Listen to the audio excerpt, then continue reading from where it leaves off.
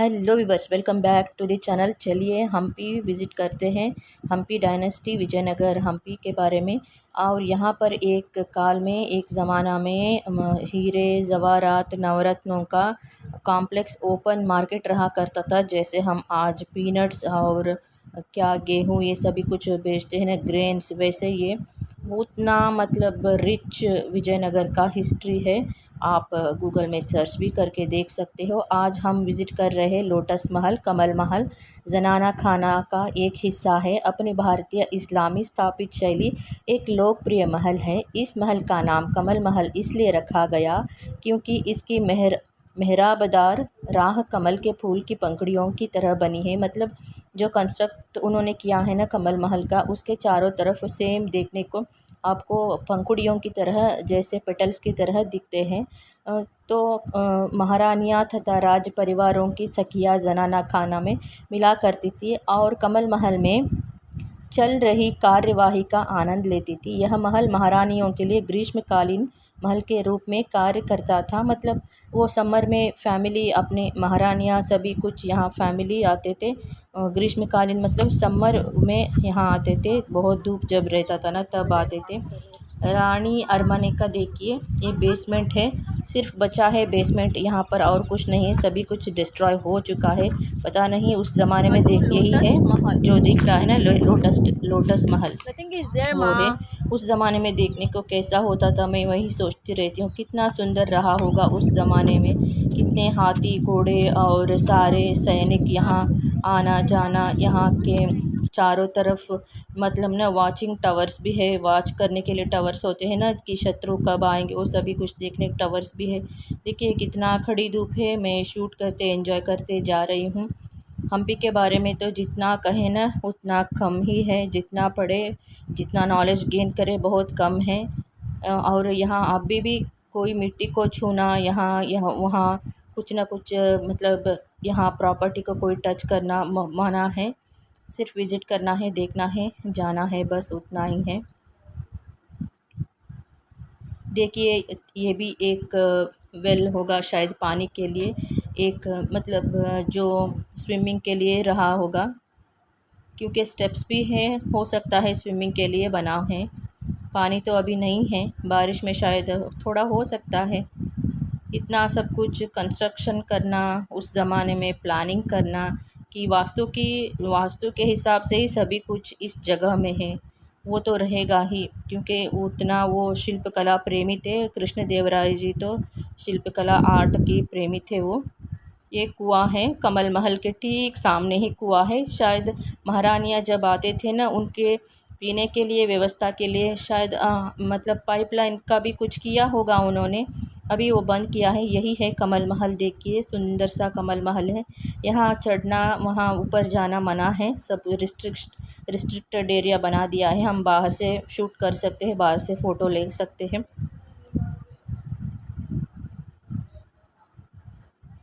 हमने थोड़ा सा फ़ोटो भी ले लिया, मैं और मेरी बेटी ने। यहाँ देखने के लिए मतलब ज़्यादा भी हमने नहीं देखा, जो इम्पोर्टेंट हमको देखना था वही जो भी एक महल थे वो सभी कुछ हमने देखा। अभी देखिए सारे ना स्कूल से टूरिस्ट जो भी आ गए हैं, स्टूडेंट्स अपने टीचर के साथ आसपास के गांव से टूर करने के लिए आए हैं, विज़िट करने के लिए आए हैं। वैसे तो ट्रैवल का जो सीज़न होता है स्कूलों में, दिसंबर में ही वो बच्चों को लेकर आते हैं। वन डे ट्रिप के लिए शायद पास के गांव से आए होंगे। और ये एक है, देखिए बाहर से, ये यहाँ पर घोड़ा हाथी बांधने के लिए उन्होंने जगह बनाया है। आपको दिखाती हूँ मैं, अंदर चलेंगे। बहुत सुंदर है। यहाँ भी आते हैं ना, देखिए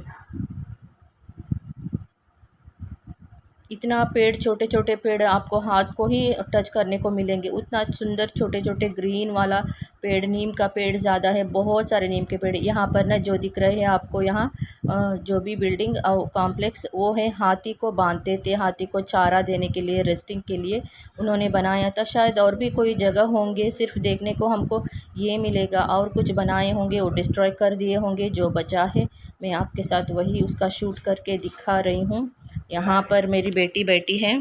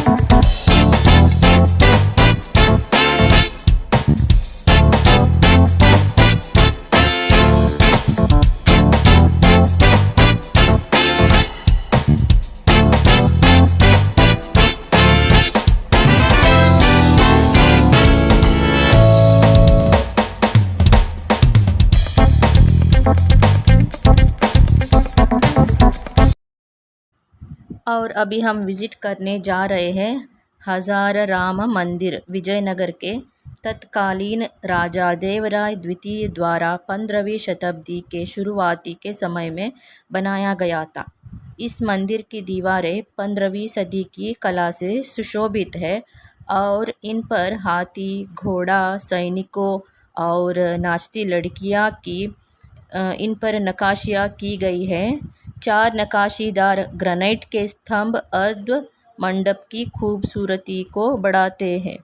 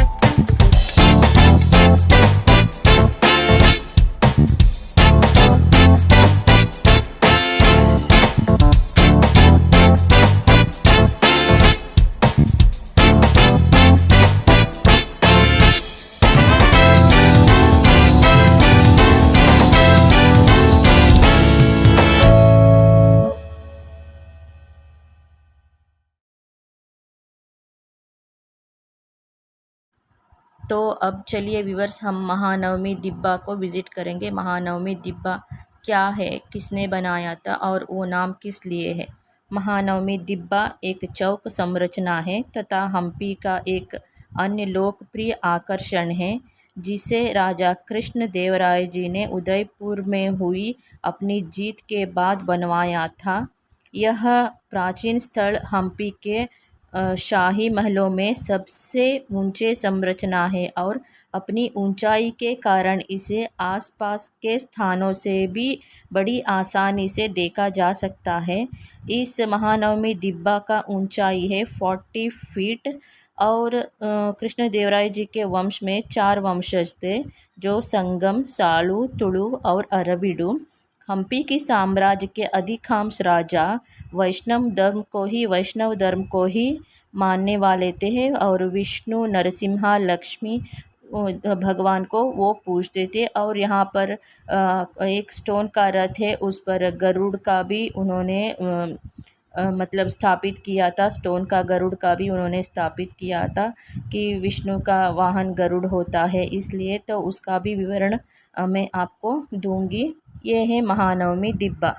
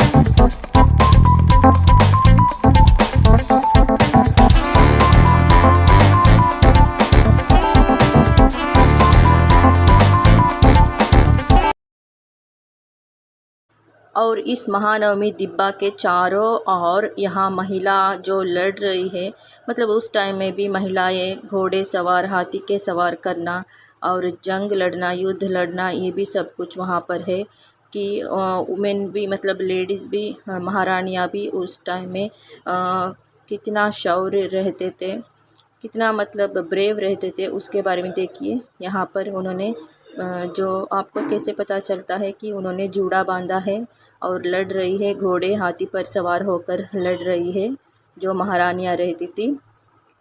इसके बारे में भी वहाँ पर सभी कुछ कला है जो स्टोन पे लिखे गए, मतलब स्टोन पर वहाँ पर बनाया है। और ये है एक महारानी का नहाने का स्विमिंग पूल, महारानी का स्विमिंग पूल है, बहुत ही सुंदर है ये कला। मतलब महाराजा कितने कला प्रेमी थे। और यहाँ पर न जो थोड़ा इस्लामिक टाइप में कंस्ट्रक्शन है ना, वो सभी बच गए हैं। उन्होंने हमें बताया कि थोड़ा हिंदू और पर्शियन इस्लामिक के जो कंस्ट्रक्टेड जो भी कॉम्प्लेक्स बिल्डिंग ये है ना, ये बचे हैं। बाकी सब कुछ जो भी थे ना टेम्पल्स और भी जो वैष्णव इसमें थे, तो वो सभी कुछ जलाकर राख हो गए, तोड़ दिए गए। 5 महीनों तक उसको डिस्ट्रॉय कर दिया गया, शत्रुओं ने अटैक कर दिया। पता नहीं क्यों, युद्ध तो होता है लेकिन इससे मोन्यूमेंट्स को ये सभी कुछ क्यों उस ज़माने में क्या कभी भी ना क्यों ऐसा डिस्ट्रॉय करते हैं, पता नहीं होता। सच में देखिए, ऐसे बनाना कितना हमने सपने में भी नहीं सोच सकते, इतना आसान काम नहीं है।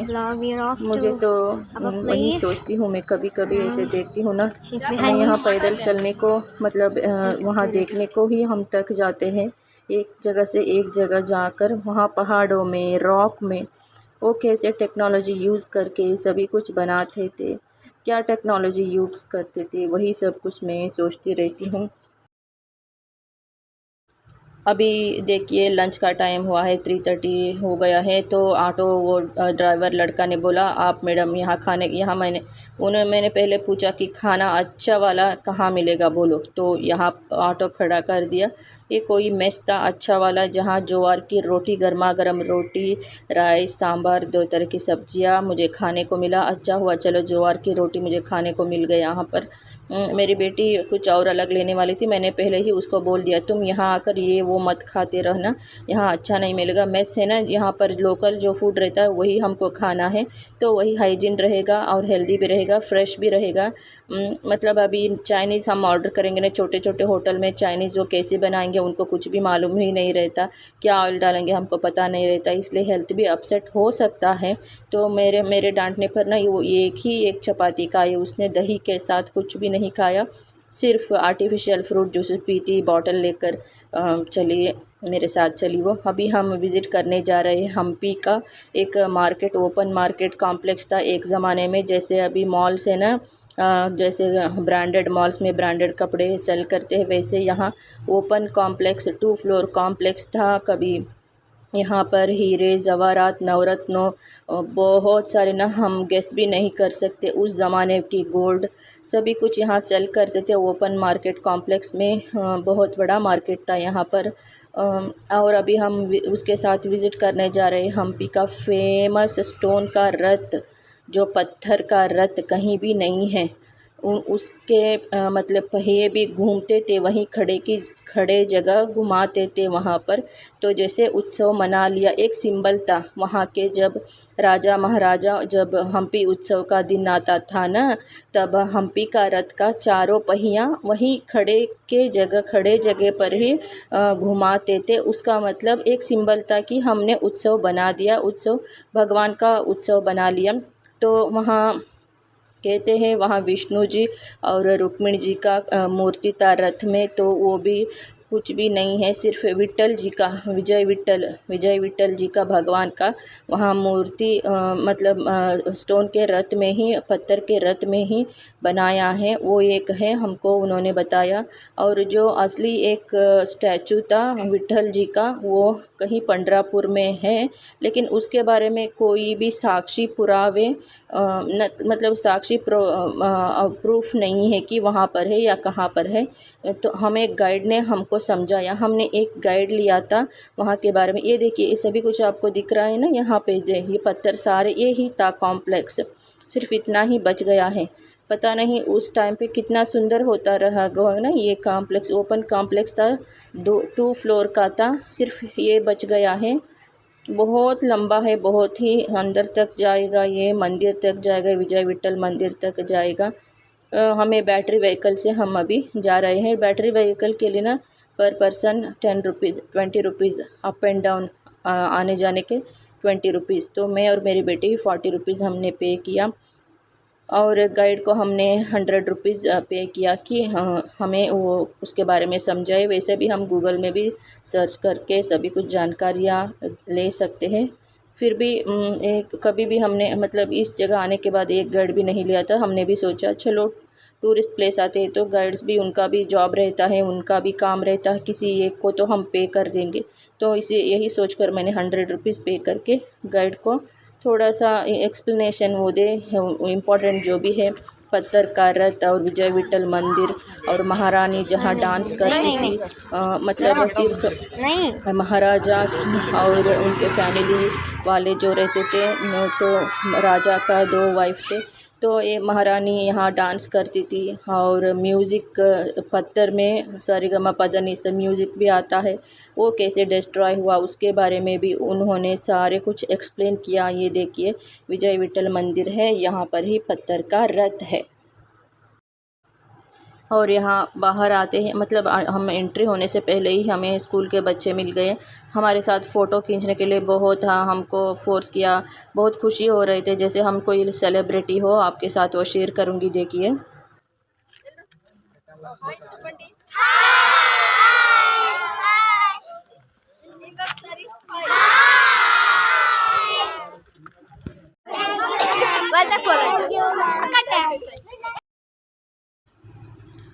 हम्पी में विट्ठल स्वामी का मंदिर सबसे ऊंचा है। यह विजयनगर के ऐश्वर्य तथा कला वैभव के चरमोत्कर्ष का द्योतक है। मंदिर के कल्याण मंडप की नक्काशी इतनी सूक्ष्म और सघन है कि यह देखते ही बनता है मंदिर का भीतरी भाग 55 फुट लंबा है और इसके मध्य में ऊंची वेदिका बनी है। विठ्ठल भगवान का रथ केवल एक ही पत्थर में से कटा हुआ मंदिर के निचले भाग में सर्वत्र नक्काशी की हुई है। आर्कियोलॉजिकल सर्वे ऑफ इंडिया मतलब ASI ने हम्पी के यूनेस्को विश्व धरोहर स्थल पर विठ्ठल मंदिर परिसर के अंदर पत्थर के रथ की सुरक्षा के लिए कदम उठाए हैं। ASI पुरातात्विक अनुसंधान और राष्ट्र की सांस्कृतिक विरासत के संरक्षण हेतु संस्कृति मंत्रालय के अंतर्गत एक प्रमुख संगठन है। हम्पी रथ यह भारत में पत्थर से निर्मित 3 प्रसिद्ध रथों में से एक है। अन्य 2 रथ कोणार्क और महाबलीपुरम में है।